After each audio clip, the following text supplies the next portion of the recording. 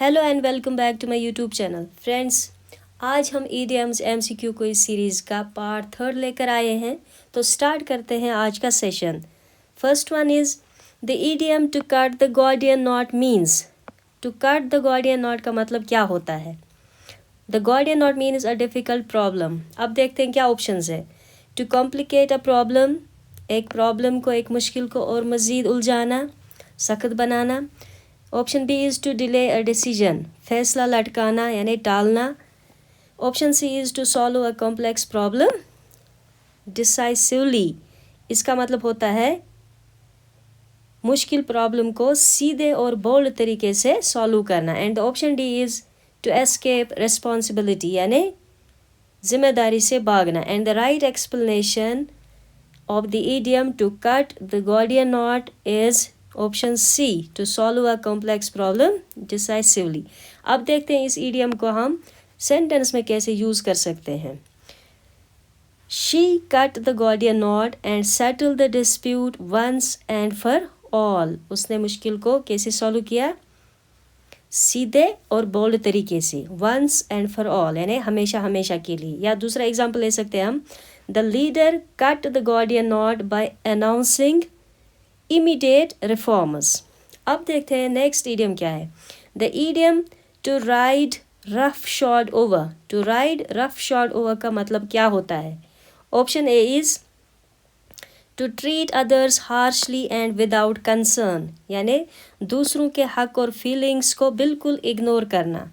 Option B is to travel very fast यानी बहुत तेज़ सफ़र करना। Option C is to ignore rules casually यानी रूल्स को लाइटली लेना। Option D is to act honestly यानी ईमानदारी से काम करना। And the correct explanation of the idiom to ride roughshod over is to treat others harshly and without concern यानी option A. And this idiom can be used in a sentence in this way: the dictator rode roughshod over human rights.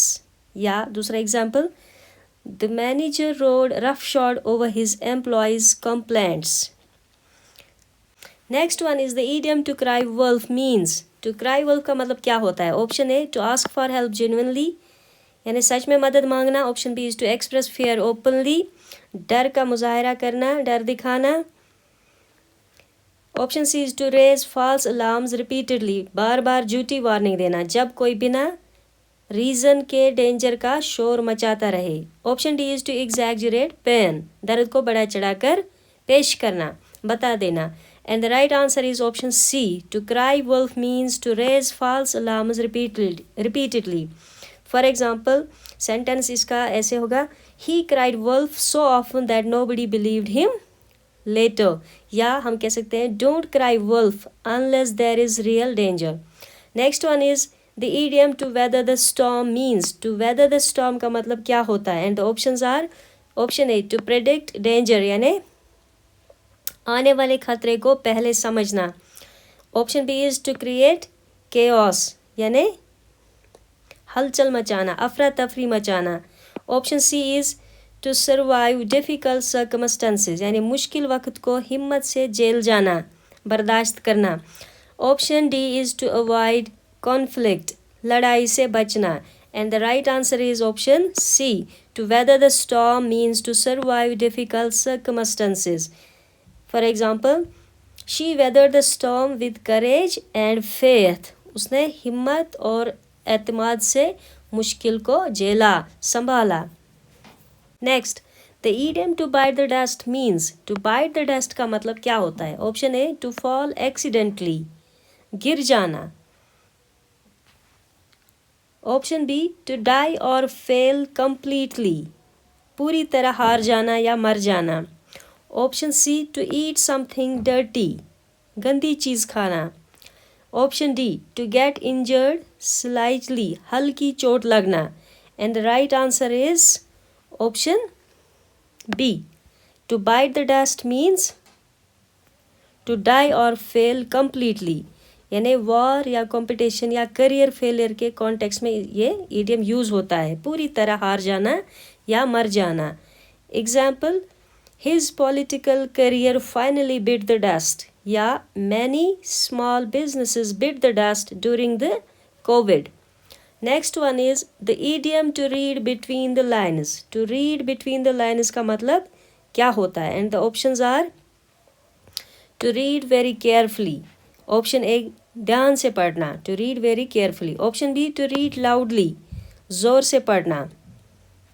Option C is to understand the hidden meaning, यानी लिखी हुई बात के पीछे का मतलब समझना, जब वर्ड से ज़्यादा उनके इम्प्लाइड मीनिंग को समझा जाए, that is to understand the hidden meaning.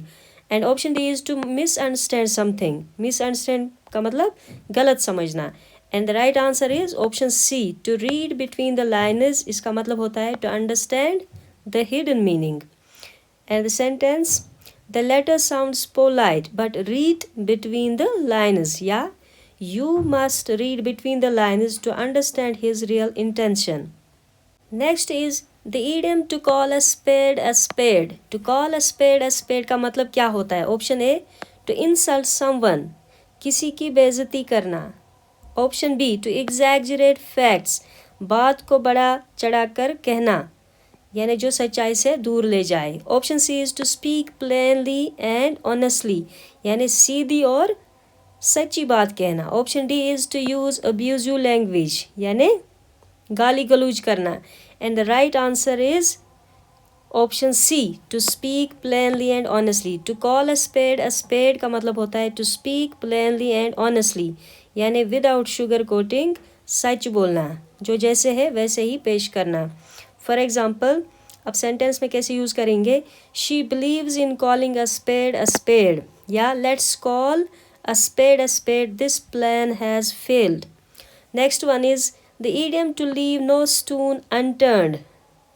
To leave no stone unturned का मतलब क्या होता है? Option A, to give up easily, आसानी से हार मानना, जल्दी हार मानना. Option B is to search randomly, बिना प्लान के ढूंढना.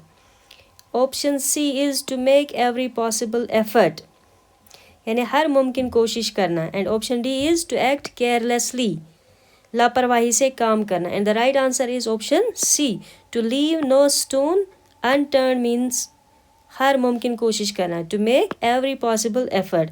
अब सेंटेंस में कैसे यूज़ करेंगे ये idiom? She left no stone unturned to secure a job, नौकरी पाने के लिए उसने हर मुमकिन कोशिश की. In order to succeed you need to leave no stone unturned. Next one is to go the whole hog.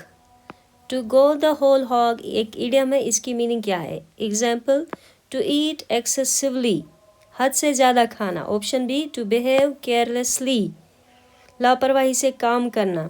Option C, to do something completely and wholeheartedly, किसी काम को पूरी लगन और फुल कमिटमेंट के साथ करना. टू वेस्ट मनी, पैसा ज़ाया करना, is the option D. And the right answer is option C, to go the whole hog का मतलब होता है to do something completely and wholeheartedly, यानी पूरी एफर्ट लगाकर तन और मन से काम करना. Sentence, if you are starting a business, go the whole hog. If you want to top the exam, go the whole hog. Okay, last one from today's session is the idiom to be at sixes and sevens means. To be at sixes and sevens का मतलब क्या होता है? Option A, to be confused or in disorder, उल्टा पुल्टा या घबराया हुआ होना, जब चीज़ें प्रॉपरली ऑर्गेनाइज ना हो, that is to be confused or in disorder. Option B is to be very happy, बहुत खुश होना. Option C is to be in agreement, एक राय होना, मुत्तफिक होना. टू बी एंग्री, गुस्सा होना. And the right answer is option A, to be at sixes and sevens means to be confused और in disorder. Example, after the sudden transfer everything was at sixes and sevens. Next example, her thoughts were at sixes and sevens before the exam. So this was all from today's session. I hope you enjoyed it. Thank you for watching. Have a nice day.